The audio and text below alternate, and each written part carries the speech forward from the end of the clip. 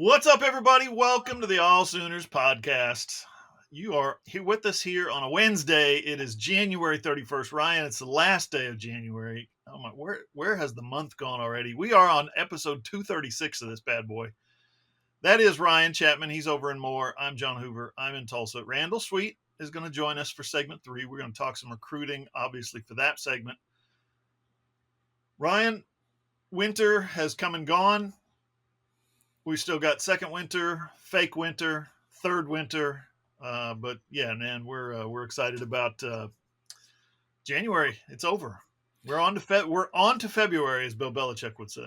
I know that was Eddie and I were talking about that on radio this morning. That we were like, we're enjoying. It's been a couple of Chamber of Commerce afternoons around here. I don't know what I assume it's similar up there in Tulsa, that area in the 918, and then I was like, but February is always somehow worse. And so, I looked up on like January 20th, like Eddie had said January 20th, and I was like, there's no way it's the 20th already. Where did the month go? Goes fast when you're hunkered down trying to stay warm and your pipes are frozen and you're like, please don't break. Update, my pipes did not break. So we escaped the winter of 2024 without any major damage. We got basketball to talk about, we got football to talk about, we got recruiting to talk about, but we're going to start with just a quick pitch for this new series that we started last week, because it's been fun.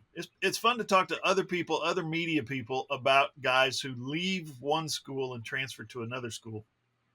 I took the play-by-play radio route. I talked to 4 play-by-play radio guys who, they're around the team constantly. They're around the team on road trips and stuff. And they, of course, immerse themselves in these guys' lives. And so this series that we started last week, just a simple get to know what Oklahoma is getting out of the transfer portal. I really enjoyed doing the stories that I've done so far. We've got stories out there on Dion Burks, Fabechi Weewoo.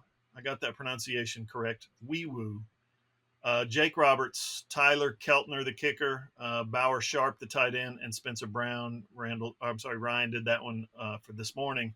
That's just so far. We're almost halfway through this thing. So, I talked to Sam Franklin's radio play-by-play guy yesterday, the running back, and found out some cool stuff about him. Found out some really cool stuff about the way he plays and why he averages 9 yards a carry as a freshman, 8 yards a carry as a sophomore, and 6 yards a carry as a junior. So just, check that out, allsooners.com.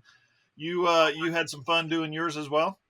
Yeah. I shout out to Miami of Ohio. You guys are tough to track down, but we found a source in Canton to break down some Caden Woolard. That should be coming on Thursday, I believe, if we have our schedules correct. And so that's been good. But yeah, getting to link up a lot about, checking up on Jake Roberts. I know a lot of people around here are familiar with him, obviously as a local kid that then went to North Texas and then to Baylor. It was kind of cool to kind of fill in some of the gaps from what I knew of him, obviously, as we went to the same high school, not the same time, but same high school, what I knew of him from around the Norman North days, and then got to fill in what about him as he kind of grew and developed in Denton, working under Seth Luttrell. Sounds like Oklahoma fans should be pretty excited just about the knowledge base that Oklahoma's going to have. Tight end should be a lot better as far as just variety, bodies, usable guys. Jake Roberts can be a big part of that. Talked about Sam Brown. Had some good conversations about Michael Tarquin as well, who will be later on in the series. And then, I enjoyed getting to catch up. You'll have to check that one out tomorrow on Thursday about Caden Woolard, about a guy who popped early as a sophomore in 2022, had some big moments against Power 5 teams, specifically Kentucky, Cincinnati, and then a big punt block against Northwestern. And then this past season, he turned it on. And it was less about flashing and more about consistently being one of those guys that got you a bunch of tackles for loss, a bunch of sacks. So got to know a good deal about Oklahoma's new incoming kind of veteran defensive end that'll kind of fill a spot that Rondell Bothroyd had. So excited to kind of break that down, as that one will roll out on Thursday as you listen to this. One of the ones that I wanted to bring up was the kicker, Tyler Keltner. Kicked for 4 years, was a long-distance kicker, very accurate at on the FCS level, right, down there in the SoCon, East Tennessee State. So I've said this before, I think on the podcast, when you kick a football, it doesn't matter whether you're Division I, Division II, FCS, FBS, Power 5, doesn't matter. Does the football go through the uprights? And with Tyler Keltner, the football goes through the uprights.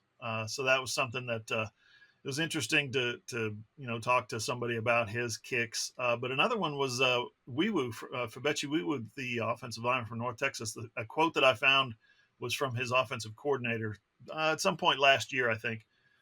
He said, when he gets his hands on somebody, they're going backwards. He's a big, powerful road grader type offensive guard. So that's something I think OU fans can look forward to. Speaking of the transfer portal, not a huge ton of football news this week to break down and dive into, but there's one big story, and of course we'll have some recruiting headlines for you in the final segment. But the one big story was the offensive lineman, Garen Hatchett, Washington. What? Oklahoma landed a transfer portal guy from Washington? This was not unexpected. This was highly expected, but the simple fact that 3 weeks have gone by now, going on 3 weeks, and since Nick Saban retired, which opens the transfer portal for Alabama guys. Kalen DeBoer takes that job at Alabama, which opens the window for Washington guys. Jed Fish takes that job at Washington, which opens the door for Arizona guys. You got 3 programs out there that are successful, that are winning at a very high level, and Oklahoma's not getting any of these guys. Well, they finally got one. So Garen Hatchett, offensive lineman. He's been at Washington for 4 years. He's played a little bit. He hasn't played just a ton, but he's been there 4 years. 6'4", 303. He's a guy that's going to help, Ryan. He's a guy that's going to step in, I would think, and be one of those guys that has an opportunity right away. Probably as a guard, right guard, left guard, doesn't matter, wherever they need him. But Bill Bedenbaugh is going to try and find him a spot in the starting lineup, I would think. Yeah, and it feels like, too, that gives Oklahoma a lot of options for battles, because if you just look at it right now, if we were doing like a pre-spring projection, I would assume that that's probably Sexton and moving back over to left tackle like we saw for bowl prep. And then Oklahoma, their first move in the portal was to go and get Spencer Brown from Michigan State, who we wrote about today on AllSooners.com. And he played just a ton of right tackle, very experienced, 24 career starts. So it makes sense, right? If you're just going off the experience, but then the interior of the line's kind of all over the place, as far as you've got young guys that we've heard a lot of good stuff about from behind the scenes, like Ahito Zeta, but didn't actually get to see that. And then between that, you've got, Tarquin, who's played along the interior at Florida and USC. You've got Weewu, you said, is that the pronunciation, from North Texas? He's a guy that I think he's going to have a spot. It just depends on where that is. And so then it gives you an option of, do you want to battle at left guard, right guard, more center options, whether it's Troy Everett or Josh Bates. And so I think that Bill Bedenbaugh is really going to be able to push those guys every single day in spring, because now you've got 2 guys in transfers in Weewu and Tarquin that have legit a ton of starting experience. You've got him coming in from Washington that's got plenty of experience of being around winning teams. Then you got those young guys coming along. It lets Bedenbaugh and Jerry Schmidt be like, hey, who's going to work in the weight room? Who is serious about making those gains? And who's serious about coming in and crushing skulls every single day at practice, which I think is really important, considering we didn't know how much competition there would be able to be with all the bodies that were lost, just not knowing what's the depth actually going to look like for Oklahoma. Yeah, now the 2 years that he's played, Garen Hatchett has played snaps at Washington. It wasn't much. 2022, he got 71 snaps, so all backup type stuff. 2023, played 264 snaps, which sounds like a lot, but then you break it down and you're like 54 snaps against Cal, 60 against Arizona, 64 against Washington, and he didn't play more than 33 snaps in a game the rest of the season. So he's got some room to grow, I would guess. But Bill Bedenbaugh has, you made a point of this in one of your stories, Ryan. Bill Bedenbaugh takes guys that might not have a great grade, Pro Football Focus grade, which Garen Hatchett doesn't have a great Pro Football Focus grade. But Bill Bedenbaugh takes those guys like he did with Walter Rouse and turns them around, gets them working on their fundamentals, their footwork, their hand placement, their technique and all that stuff, and turns them into somebody who's now having a hell of a week at the Shrine Bowl, which is where Walter Rouse is. I don't think Walter Rouse has that opportunity at the Shrine Bowl if he doesn't come to Oklahoma for a year. Yeah, and it's something that, Walter talked a ton about, the injury and stuff and how that led to some bad mechanics. But you and I both have been lucky enough through our radio experiences to work a great deal with Sam Mays. And Sam will tell you, right, the Oklahoma State offensive line he played on, I think it was as a junior, then the line he played on as a senior. I think that's the example he always used. Forgive me, Sam, if I mixed up sophomore to junior, junior to senior. Say Oklahoma or Oklahoma State? Oklahoma State. Yeah, the Oklahoma State. Sorry. Yeah. Those Cowboys offensive lines, he said basically either from his junior to senior year over year, they had a really good unit one year, and then they lost simply one dude. So it's four of the same guys, one different piece to the line. And he basically said that they were a disaster for half of that next year by their standards specifically. That's how delicate an offensive line can be. And so whether you get hit with the grade or not, and sometimes, PFF's not perfect, all that stuff anyway. There's sometimes that the grades come out after games, and you and I look at each other and we're like, where was Danny Stutzman graded? Because that dude was a ball. You know what I mean? It's not perfect, but it's a resource we have. Excuse me. Bill gets to work in, and that's part of him trying to find the best five guys, right? That's why he tinkers and moves guys around, because he's just looking for a group that has some chemistry that can mesh, and he's been really good at that. And so I'm just curious what it's going to look like with Walter Rouse was coming into an offensive line that had a lot of returning pieces. Now you're basically wiping that slate clean because you've got Sexton, who started the end of the year. You got Everett, who's played a ton at guard. Now he's battling at center. It's just going to be interesting to see what Beanbo has, which is why I think he wants as many options as possible, because you're not trying to find, hey, I've got three guys to plug into one spot to work with these other four returning guys. It's you need four new starters, and then Sexton, who didn't start the whole year, but took over for Tyler Guyton, who, by all accounts, is ripping it apart at the Senior Bowl as well. Another guy that's tearing it up, that has done nothing but help bolster his first-round draft projection. Yeah, he's looking more and more like a first-rounder. Let me ask you this. This is a hard question to answer, but it's also a hard question to ask, so I hope I get this right. The portal has been open for guys from those three schools, and they've lost a lot. There have been a bunch of dudes, and I mean dudes, who jumped in the portal and quickly found a home.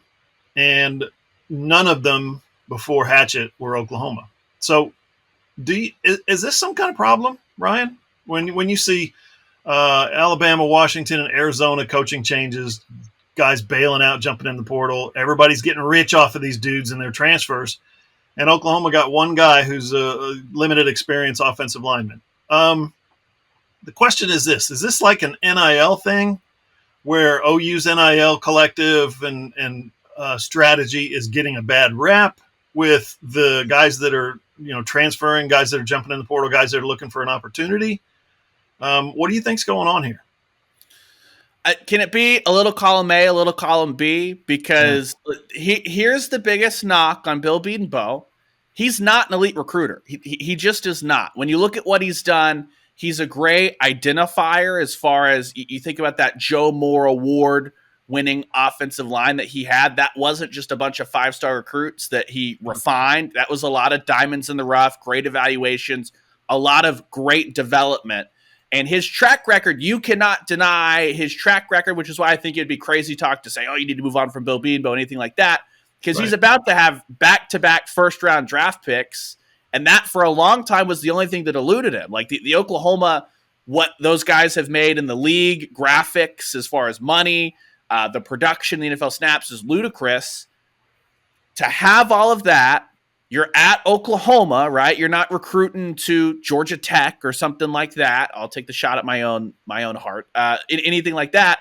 And to not land elite guys over and over, before NIL, this was an issue. After NIL, it's an issue. So I think that it's clear he's just not a elite of the elite top-end recruiter, which is why I also think it should be a little concerning as you head to the SEC that NIL should have been a situation where maybe that's where you marry. Bill Bedenbaugh has incredible track record, and maybe whatever buttons he pushes in the recruitment process don't hit. because the guys that work under him love him. It's not that a personality issue. It's just whatever buttons he's hitting in the recruiting process aren't obviously working for the top end guys. If Oklahoma was good, really good at pairing their NIL with Bill Bedenbaugh, a little extra bolst, that should have maybe pushed them over the edge. That is clearly not happening. So I don't know if it's that from that comes from the top, but Brent Venables is like, we're not going to lead with NIL. They're obviously competitive. You don't sign the kinds of classes they've signed without being competitive. But they're not top end. They're not Ole Miss. They're not Tennessee. They're not, guess what? Those are all SEC teams. They're not Missouri. You know what I mean? The people they're about to recruit against, it's a real question. Can you outdevelop the recruiting gap that you have along the offensive line? Beanbo's going to have to do that every year, or Oklahoma's going to have some issues. Yeah, I don't disagree with that at all. It's an interesting problem because the game is changing, the rules are changing, the laws are changing, the NCAA is changing. We just saw the NCAA come down on Tennessee and Tennessee's defense. I love this. This is the new defense against. It used to be the defense against the NCAA used to be, yes, NCAA, we're very sorry we tripped over this, and we'll punish ourselves, we'll flog ourselves, and hopefully you won't have to do too much more. Now the defense against the NCAA is, hey, screw you guys. You haven't done anything right in 5 years. You're a disaster. The NCAA needs to be changed and gutted and torn down and rebuilt. And what's the NCAA going to do about that? They're going to go, yeah, that's probably right. So that's the thing. You're getting Tennessee got spanked for violations again. They just got off. They just finished a sanction. Okay, you've gone through it. You came out good the other side. And then it happened again to Tennessee. And Tennessee's response is the NCAA is broken. The NCAA is failing. That's the new defense. So I get that, and I always respected Joe Castiglione and his athletic department for, doing things above board and following the rules and all this. But you're going into the SEC. Some things might have to change to stay ultra competitive. And I don't mean you have to cheat. I mean, you have to find out what the rules are. And then like a like a dinosaur on Jurassic Park, right? One of those, what the hell are they called? You want a velociraptor? Velociraptor. Thank you. Testing the perimeter of the fence. Yeah, just a velociraptor. Test the perimeter. Find out where the fence is and poke that thing and see what you can get away with. See what's happening from the NCAA perspective. I don't know. That's probably a very weak analogy, but I'm just saying. Oklahoma needs to, if they're going into the SEC, Oklahoma needs to maybe test some of those rules. Yeah, well, and it's one of those things too. Kansas is Pioneers, Kansas basketball. Their big defense to the NCAA was also that booster doesn't work for us. How can we be punished for the booster? We're not denying that the money was paid. We just didn't know about it. We didn't direct it. And now Tennessee is also, first off, one wing of it is like, you guys are idiots. But also they're like, that company doesn't work for us. They were going to give him a private jet no matter where he signed. He just happened to really like checkerboards and Smokey the dog, which I do too. Smokey's the best dog in the SEC. Don't at me or do. I don't really care. But yeah, it's all about striking the balance. And look, it's not my money, so it's easy for me to say, yeah, you should have dropped the bag for Lance Hurd, right? Like, why would you not want to go get a guy that was one of the top of their position just a couple recruiting classes ago but it's all about, Brent Venables said, right, his job is to bring in as many talented guys as possible. It's the player's job to keep those jobs. Well, part of that is giving yourself the biggest margin of error possible, which is if you have the most talented physical guys along the offensive line, then maybe you can overcome a fluky interception because you can run the ball like a total just road grade and stuff like that. And we know that they'll be, but like whatever talent he gets, he coaches them up really well. So why would you want to pair him with the most athletic guys you can find as opposed to the diamonds in the rough? It doesn't always have to be a reclamation project. It doesn't have to be 15 five-star offensive linemen every time. It just needs to, you still need those couple of elite guys. And so the 2025 class is going to be huge. There's a lot of those elite guys, and Randall can speak to this way better than any of us can. There's a lot of those elite guys in Texas. So Bill Bedenbaugh needs to show that he's got the chops in that 2025 class to go out there, win some of those recruiting battles.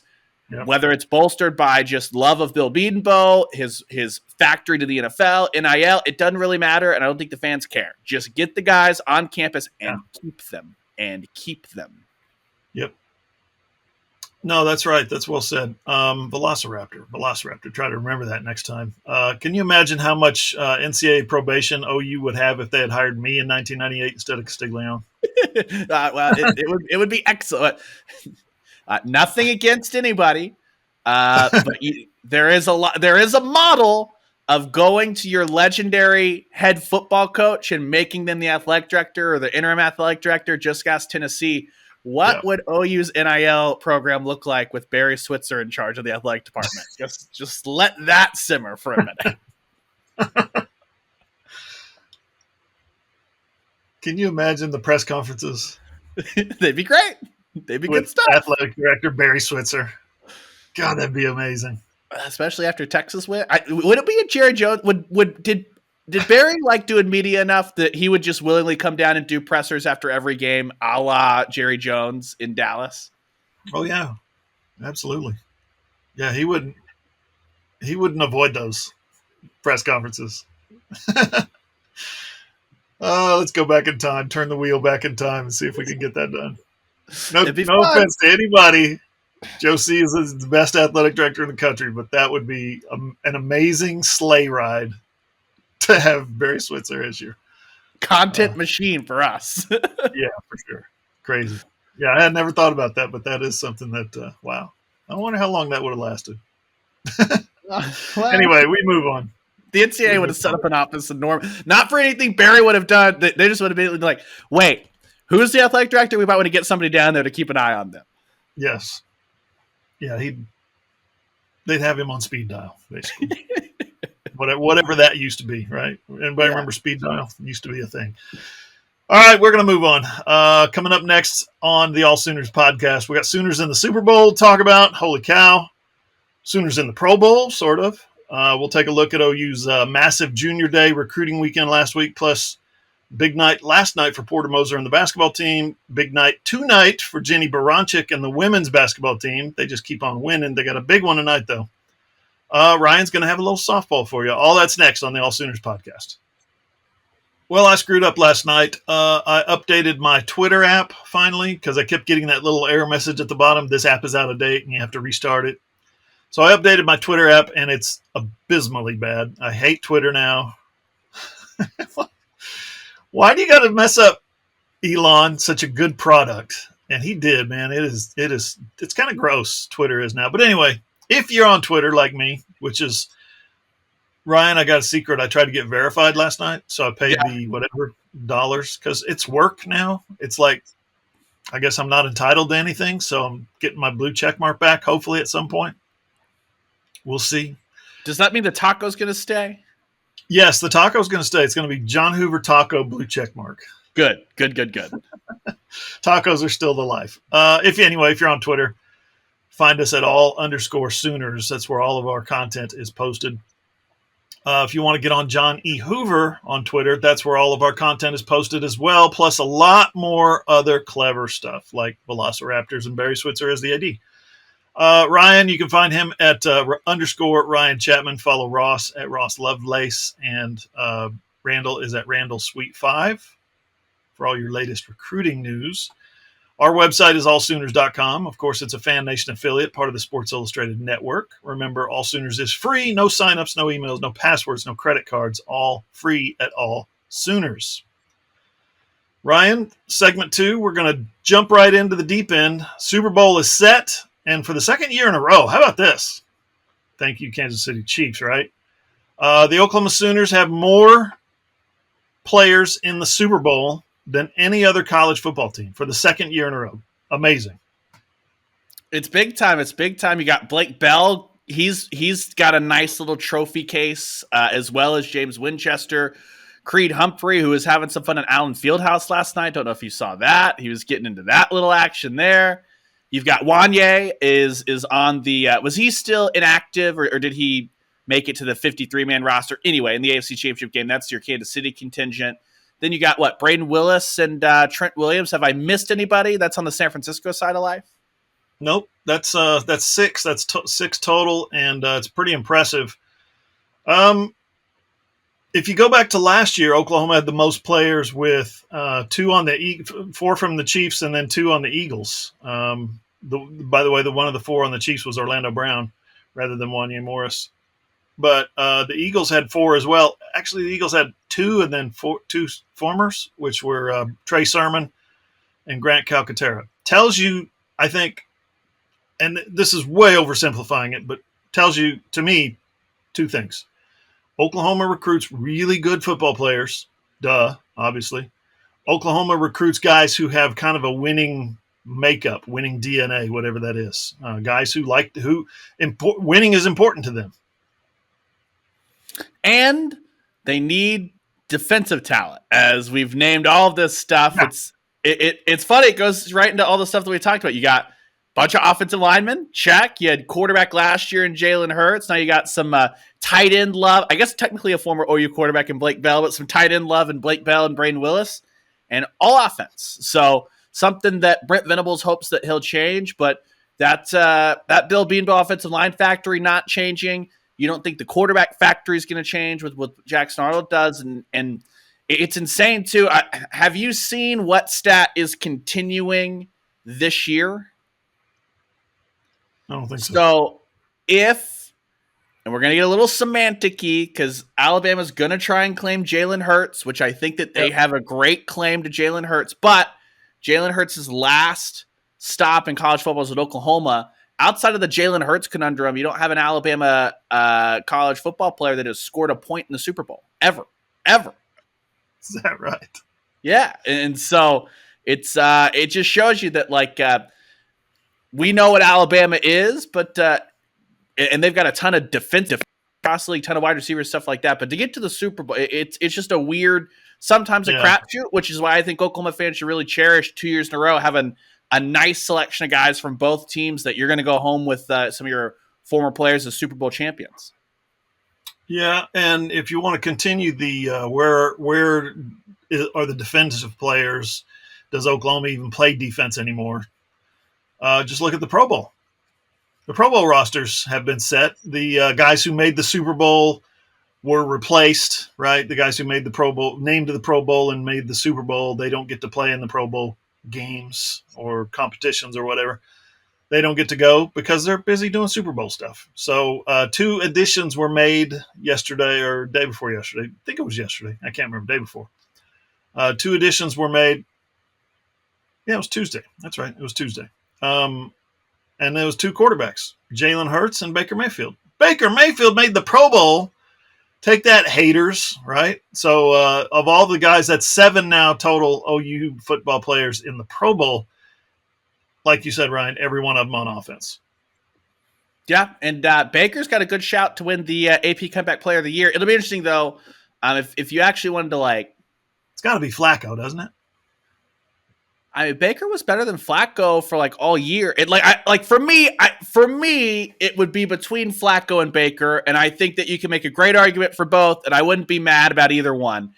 And Damar Hamlin's probably going to walk away with it, which is a great human story, but as far as impact on the field, you know how that goes. The narrative, and Damar Hamlin's an incredible story, and I'm happy he's still with us.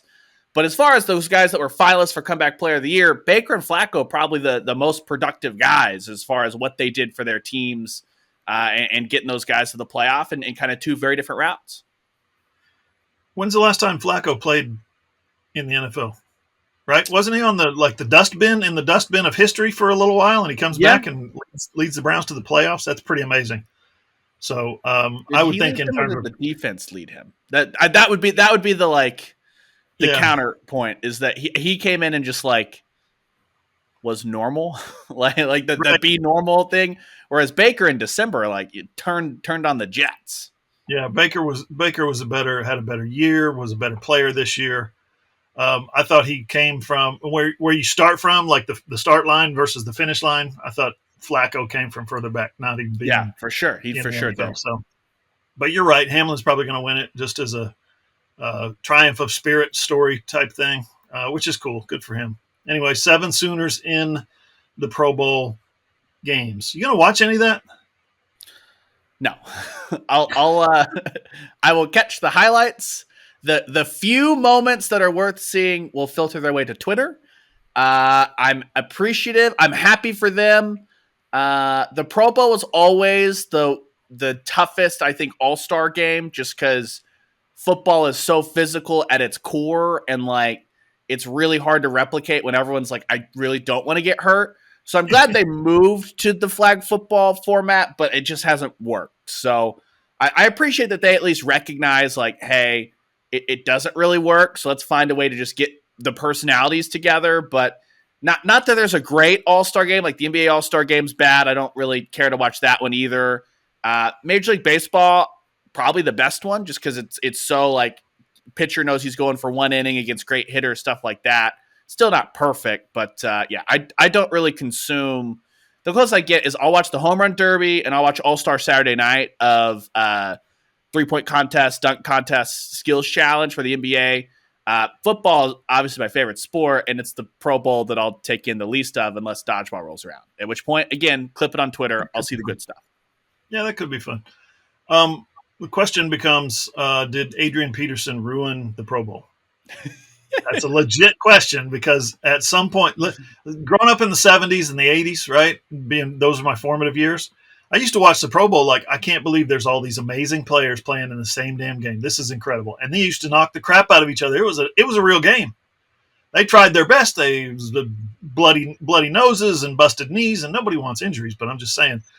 Then they started slacking off in like the 90s, like, this isn't really a game, guys. We can go easy here. And they started doing that, and the scores started getting crazy. And then Adrian made the Pro Bowl for the first time. And he goes out there and he's just destroying people. Like, I get to play another football game? This is awesome. Come here, let me run into you.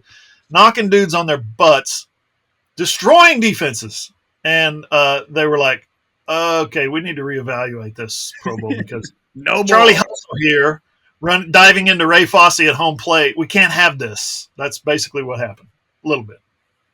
Yeah, it's just tough. It's tough once you get into the mindset. It's like bowl games, right? Like once you've gotten into the mind, into the subconscious of these now business decisions, which I totally get from the athlete's perspective. If I were in the same spot, I'd be like, risk a non-contact knee injury that could cost me the actual what I trained for all year long, or slack off in one exhibition game that not everyone watches, the cause and effect. I totally get it. But once it creeps in, it takes over the entire sport. And I think you see that with bowl games, see that with the Pro Bowl, see that with the All-Star game of no one really giving a rip about defense in the NBA. So, you know what I mean? Like, it's just one of those things where it's just like, once that thought creeps in, it's just done. McCaffrey ruined bowl games, fair, unfair. Adrian ruined the Pro Bowl, fair, unfair. You know what I mean? The Pro Bowl to me is like, for me, it's like getting up off the couch. I could go full speed if I wanted to. I really could. I don't want to get hurt. I don't want to throw anything out. I don't want to pull back muscle. So I get up off the couch and I do it real slow, real easy. So it's like the Pro Bowl. We basically go through what the Pro Bowlers go through every single day. That's what we've got there. That we, Joe Public, are basically the same as J.J. Watt and the greats of yesteryear. C.D. Lamb. Same dude. We're the exact same guy. I know people in Dallas. By the way, speaking of CD, who wears number 88, I'm tying this together weekly here from our previous segment on the Shrine Bowl. Guess who's wearing number 88 at the Shrine Bowl this week? Drake Stoops. It's fun out stuff. there running those routes, and he is destroying DBs. He's not like hurting them or anything. He's embarrassing them, giving them little head fakes, little jukes, running routes, getting himself wide open. He's having a hell of a week. Drake Stoops is at the Shrine Bowl down in Frisco. Yeah, he's having a good week. Sounds like Walter Rouse having a really good week. Sounds like Tyler Guyton having a really good week. Andrew Raym was holding his own. So a good class of Sooners. And for Drake, it's almost in a weird spot. If you always want to be drafted for the, hey, you got drafted. But for him, like, the measurables are going to be the thing. If I'm Drake Stoops, like Austin Reeves did in the NBA, I'd almost rather say no one draft me and let me pick my exact spot of a coaching staff that has shown interest in what you bring to the table, which is a worker, a dog, and a technician, like that kind of thing. It might, like, OU fans, don't get up in arms if he doesn't get drafted, because it might actually work out better for him to be able to pick the right spot. And everything he knows about football, everything his family knows about football, he will pick a good spot, a good fit for him if that's an opportunity that pops up after the draft if he doesn't end up being drafted. The thing about Drake is he's super smart when it comes to football. Why do you think that is, right? I mean, he's around the game. It's in his blood. His dad, uncles, grandfather, everybody coached in the Stoops family. He doesn't know anything else, right? He's not interested in other stuff. And if you look at some of the comments that's coming out of the Shrine Bowl, I just want to play as long as I can. I love this game. I want to give everything I can to this game, stuff like that. You put those two qualities together where football is everything, and then you know everything about football. Good luck keeping him out of the NFL. Seriously. I don't care what his 40 time is. He's going to get himself open on those under routes, and he's going to make himself some money in the NFL. He just is. I'm convinced of that now. You ready for me to irresponsibly call my shot? Call it.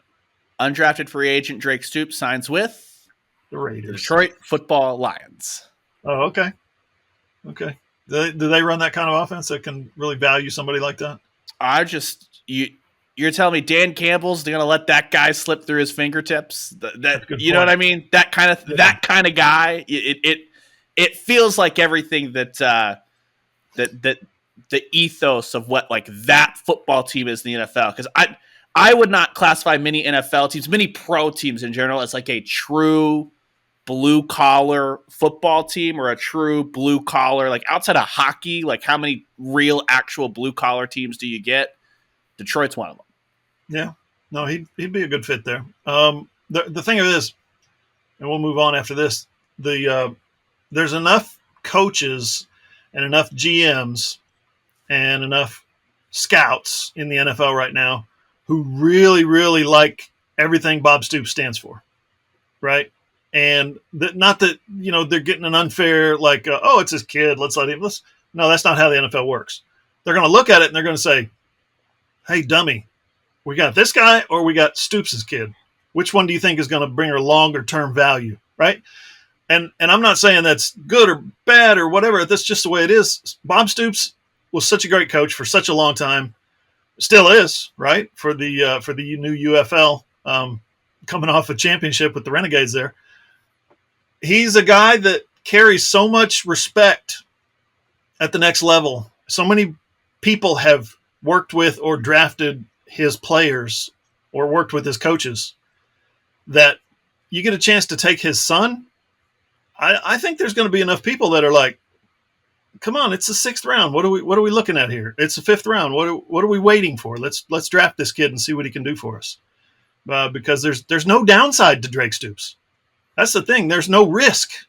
You know what you're getting, and everything from there is upside. So just a thought.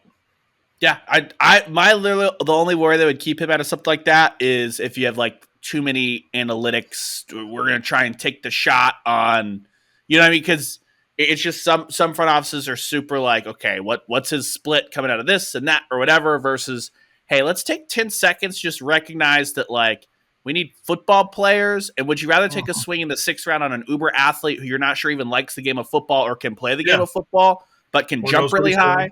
Yeah. Or do you want Drake Stoops? It's something that every front office will let. Yeah. And I know it's what more and more. I agree with you. And you see more and more players of that mold who fit that role. There's a role for them and they're very good at it. And there's more and more guys like that in the NFL than there used to be. So yeah, I'm predicting, I'm sitting here on January 31st, 2024, predicting that Drake Stoops has a nice NFL career. Easy as that. You want to talk some basketball? Let's do it. A weird game. Yeah. Sooners were, let's start at the top. 16-5 now. They're ranked number 23 this week. 4-4 in Big 12 play going into last night, right? Yeah, they were 4-4. Got back to 4-4 with the win last night. Got back to 4-4. Thank you. Lost 2 straight at home last week. Lost 2 straight conference games at home last week. But then last night they go on the road, and I'm thinking, well, this team's done. This team's, vapor trail, right? They're getting ready to hit the ground. They go on the road and stomped a mud hole in Kansas State last night. Yeah, it was bizarre in many ways. Coming off that Texas Tech loss, the Red Raiders shot 72% from the floor in the second half. That's a real number, 72% from the floor. And Oklahoma missed 9 free throws. And so that was kind of two of the talking points Porter Moser had is everything matters, but also it's got to start with the stops defensively. So Oklahoma did not fix the free throw issue at all. We'll talk about that in a second. But they came out, they set the tone, really, really strong defensive start, hold K-State scoreless for the first 8 minutes of the game. From there, I think that K-State started to get into some really bad shot selection. I don't think Oklahoma's defense was as crisp in the second half, but K-State helped them out by just being awful from deep and just trying to get 10-point shots, the stuff that coaches talk about. And then you saw those defensive stops. What did it lead to, boss? You can finally get Jalen Moore out in transition to run for the whole game, and he logs a career high. Javian McCollum gets to get downhill on a defense that's not set, and suddenly after going a combined 5 of 22 from the floor against Texas and Texas Tech, he hits 6 field goals, gets to the free throw line, and the real crucial stretch for me, Hoove, is K-State cuts it all the way back to 7 with 8.5 minutes left in the game. Yeah. And then Oklahoma, the next 2 trips, they have 3 combined offensive rebounds. That leads to 2 buckets, including a couple of stops. The Newsong gets the long rebound, delivers just a peach of a lob to Jalen Moore, and suddenly Kansas State looks up. It's double digits again, and the game was over from there. And so huge response for Oklahoma defensively. Missed 15 free throws. Have to fix that. Most of that, though, was Sam Godwin and Otega Owe. Like, if you go and sift through it, everyone else missed 1, right? But those 2 guys, and I wonder how much it looked like Sam Godwin was in his head at the free throw line. Like, he did not look comfortable at the free throw line. I wonder how much of that was they get one more game of grace for me because they'd been a top 30 free throw shooting team in the country before these 2 games.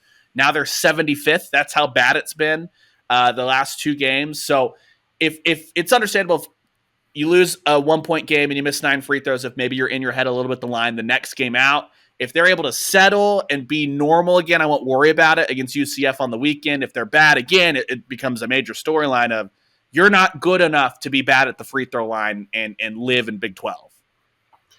Yeah, it was a huge game from Jalen Moore, 23 and 9, shot 8 of 11 from the field. And McCollum, like you mentioned, bounce back game, 6 of 13 from the field, 21 points after a couple of tough ones.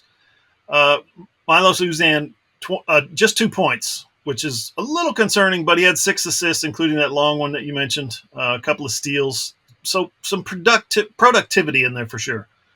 Guys were productive in moments. The free throw thing is concerning, but they cranked up the defense like Porter implored at the press availability. We don't know what he said in practice. We don't know what he said in meetings, but at the press availability, he said, our defense has got to be better. And it was better. K-State had 19 points at half, only shot 23%.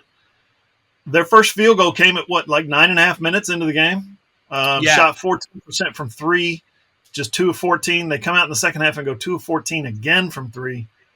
That was impressive defense by Oklahoma, which offset the fact that they were started out 1 of 7 from the free throw line.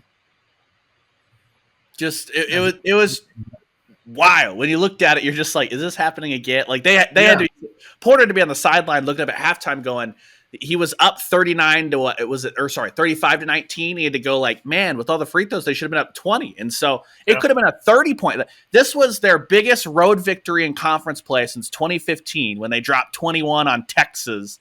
And so it was so weird that you came out of a game. Oklahoma just doesn't go to Bramlage and win, right? Lon won his first year and then didn't win in Bramlage again. Porter won his first year 2 years ago, lost last year. So to win by 20 in that, it is just uncommon for Oklahoma basketball. And to still have – it shows you how weird the game was that we're kind of like, it was a good performance, a great win, but like weird. So a very, very gettable one this weekend. This UCF game becomes huge. There are not many like really like – is the life on the road's tough anyway, but like games that Oklahoma really needs to win if they want to like hold on to not getting shifted down to a 7 through 12 seed in March is like – they're going to have to win in Gallagher, and they really need to win this UCF game. It's one of the more gettable road games in the Big 12. The game itself took forever. I don't know if you felt that while it was happening. It was like 11 minutes left, and it was like it was 8:51, 7:51. It was like 9. You know, usually games take right at 2 hours. At 9 minutes to go until 2 hours, there were still 11 minutes to play. I was like, what? It was miserable. 48 combined fouls, 74 free throws. Thank you, Big 12 refs, for that. You said it was rare that Oklahoma wins at Bramlage and wins big at Bramlage. Here is the list of games that Oklahoma has won by 20 points or more at Bramlage. 73-53 last night. 117-76 in 1992, Billy Tubbs era, and 50-30 in 1947. Those are the only times that OU has beaten K-State in Bramlage by 20 or more. Holy crap. And Ryan, speaking of mud holes, it occurred to me last night while I was watching the game and the announcers, Mark Neely and those guys were talking about OU's final trip to Bramlage. It occurred to me that I've never been at a game in Bramlage, but I've fallen down a hill while pulling a wagon in the mud outside of Bramlage. So it's kind of a push. Yeah, I think that the media seating didn't look bad from TV, but nothing could be worse than having to change your pants in the parking lot at Bill Snyder Family Complex, whatever, because the Bramlage Hill. You found out the doom part of the Octagon of Doom a couple years ago. My hand still hurts, by the way. Don't we still have dirt on the wagon from Manhattan, Kansas? Yeah, there's still dirt on the wagon. Mud caked into certain spots on the wagon. Was 2 years later? 3 years. That was our first year together. Yeah. Not gonna clean it. Not gonna do it. Women's basketball, real quick. Won in Austin last week. They're in Norman tonight. Probably gonna be a little harder tonight, I would think. OU's 13-6 overall. They're 7-1 in Big 12 play. They just keep winning. Kansas State tonight. Number 2 in the country. They're 20-1 overall. I said 20 wins and 1 loss overall. They're 9-0 in Big 12 play tonight. 6 p.m. You can find that game on, I think, ESPN Plus. Now I can't remember what network. But, hey, OU's got Skylar Vann. She's got a streak of 20-point games, and she's the reigning Big 12 player of the week. Ryan, any chance that Jenny Baranchik and those guys pull off the upset tonight? Lee's not playing, probably. So big chance. That's the good news for Oklahoma. The bad news is that Kansas State has been able to win without her anyway. Oklahoma's only loss in Big 12 play came at the hands of these Wildcats in Manhattan. The Sooners scrapped out an ugly one against Kansas, which on one hand, you just needed to win. Like, you got all that momentum from the Texas game. And then it's a huge week. It's not just K-State tonight, but Oklahoma State and Stillwater on the weekend. So, like, you're understandable to let that be a big letdown / look ahead spot, that KU game in between Texas and K-State. But you can't play like that, and Oklahoma's going to have to rebound. That's kind of been an issue a little bit. Texas got back into that game in the fourth quarter a lot due to rebounding, stuff like that. And the Sooners are going to have to outshoot K-State from deep. Now, that's a lot of how Oklahoma rolls, but if they can get heated up from deep, they've got a chance. But as good as Van has been, I think that Peyton Verhulst has to be a huge factor in the scoring department, not just everything else she does, but I think it's got to be Van and Verhulst with some Lexi Keys 3 sprinkled in there. That's your path to victory for Oklahoma tonight. I would not. We'll see. They've been really good in Big 12 play outside of their one trip to Manhattan. K-State just seems to be a pretty bad matchup for Virginia Browncheck's crew. Even without Lee last year, it was tough sledding. Yeah, you're right. ESPN Plus, in case I said that wrong. How about softball? Let's close the segment with softball. First of all, the softball show 2.0, episode 2, is going to be next week. But then after that, you're going to have it 2 times a week. I'm looking. You can find that, of course, here on the website, allsooners.com, and on my YouTube channel, John Hoover Media. But tell us about what's going on in softball lately. There's been, I guess, with is there 5 softball polls, and OU is ranked number 1 in all 5 of them? Yeah, it's a weird of which ones do you look at, which ones do you don't. In baseball, I think that like the Baseball America D1 baseball is looked at a little bit more. Frankly, just candidly, the only time I look at the Softball America or D1 softball polls in the preseason, because from there, everything for us leads to the USA Today, NFCA. That's the National Fast Pitch Coach Association. So it's the coaches poll, USA Today coaches poll. Because then you have the ESPN.com/USA softball poll. That's the other one that's kind of recognized. And then Oklahoma finished preseason number 1 in the Big 12 standings. So that's kind of your 5 polls for the top 25.